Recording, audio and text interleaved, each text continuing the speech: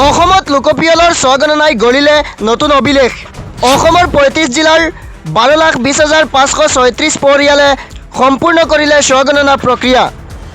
ৰাজ্যবাসীৰ এই অভূতপূৰ্ব সঁহাৰি, উৎসাহ আৰু দায়িত্বশীল অংশগ্ৰহণৰ বাবে মুখ্যমন্ত্ৰী ডক্টৰ হিমন্ত বিশ্ব শৰ্মাই জনালে ধন্যবাদ।